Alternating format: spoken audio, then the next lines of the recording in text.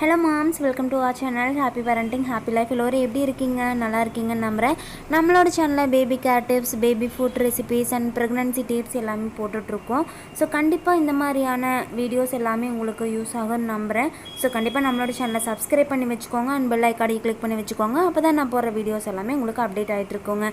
And நாம் இன்றைக்கி ஒரு முக்கியமான ரெசிபி பார்க்க போகிறோம். அது என்னென்னு பார்த்தீங்கன்னா, கர்ப்பகால வீடியோஸ் எல்லாத்துலேயுமே வந்துட்டு நான் கண்டிப்பாக இதை மென்ஷன் பண்ணியிருப்பேன். முருங்கைக்கீரை சூப்புங்க.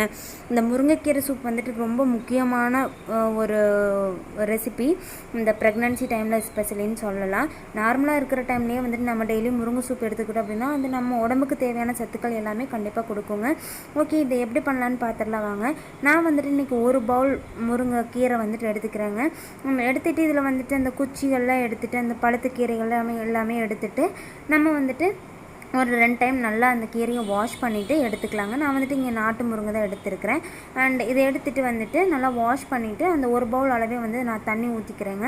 ஊற்றிட்டு பார்த்திங்கன்னா வந்துட்டு நான் ஒரு 3 பல் பூண்டு அண்ட் கொஞ்சம் சீரகம் அண்ட் வந்துட்டு லைட்டாக ஒரு இஞ்சி துண்டு வச்சுருக்கேங்க. இது ஃபஸ்ட்டு போட்டுக்கலாம். இதை போட்டுட்டு நம்மளுக்கு தேவையான அளவு வந்துட்டு உப்பு போட்டுட்டு அண்ட் குக்கரை வந்துட்டு க்ளோஸ் பண்ணி நம்ம ஒரு 4 விசில் விட்டு எடுத்துக்கோங்க. 4-5 விசில் விட்டுட்டிங்கனாலே வந்து கீரை நல்லா வெந்து வந்துடுங்க. ஓகே, இப்போ நம்ம வெயிட் போட்டாச்சு. இந்த முருங்கைக்கீரையில் என்ன சத்துக்கள்லாம் இருக்குதுன்னு சொல்லி பார்க்கலாம் வாங்க. இந்த முருங்கைக்கீரையில் வந்துட்டு நம்மளுக்கு தேவையான கால்சியம் அண்டு அயன் சத்து, இரும்பு சத்து, vitamin D, B12, vitamin C, புரதம், பொட்டாசியம், விட்டமின் ஏ இதெல்லாம் இருக்குதுங்க. இந்த முருங்கைக்கீரை வந்துட்டு பச்சையாக நாங்கள் இருக்கிற இடத்துல கிடைக்காது, நாங்கள் வேறு ஸ்டேட்டில் இருக்கிறோம் அப்படின்னா ஊரிலிருந்து வர்றப்பவே வந்துட்டு நம்ம வந்துட்டு அந்த முருங்கைக்கீரையை பறித்து காய வச்சு அதை ட்ரை லீவ்ஸாக கூட நம்ம எடுத்துகிட்டு வந்துக்கலாங்க. அதில் இருக்கிற சத்துக்கள் வந்துட்டு அது அந்த கீரை வந்துட்டு வறண்டு போனாலும் சத்துக்கள் மாறாமல் அப்படியே இருக்குன்னு சொல்கிறாங்க. அண்ட் எஸ்பெஷலி வந்துட்டு கர்ப்பகால நீரிழிவு இருக்குதுன்னா வந்துட்டு அந்த டைமிங்கில் நம்ம இந்த சூப் எடுத்துக்கிறது ரொம்ப ரொம்ப நல்லது. குளுக்கோஸ் லெவலை வந்துட்டு அது கண்ட்ரோலில் வச்சுருக்கோங்க. ஓகே, இப்போ வந்துட்டு நம்மளோட சூப் ரெடி ஆயிடுச்சுங்க. அண்ட் விசில் வந்துட்டு போயாச்சு. இப்போ எடுத்துகிட்டு நான் வந்துட்டு லைட்டாக பெப்பர் தட்டி போட்டிருக்கிறேன். உங்களுக்கு வந்துட்டு எந்த அளவுக்கு காரம் தேவை, ரொம்ப காரமாக போட்டிங்கன்னா உங்களால் குடிக்க முடியாது, அந்த தொண்டையெல்லாம் எரிய ஆரம்பிச்சிடும்.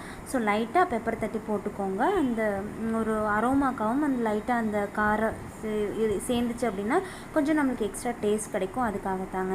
அவ்வளோதாங்க, நம்ம சூப் ரெடி ஆகிடுச்சு. ஆறுனதுக்கப்புறம் வந்துட்டு ஒரு பவுலில் ட்ரான்ஸ்ஃபர் பண்ணிக்கோங்க.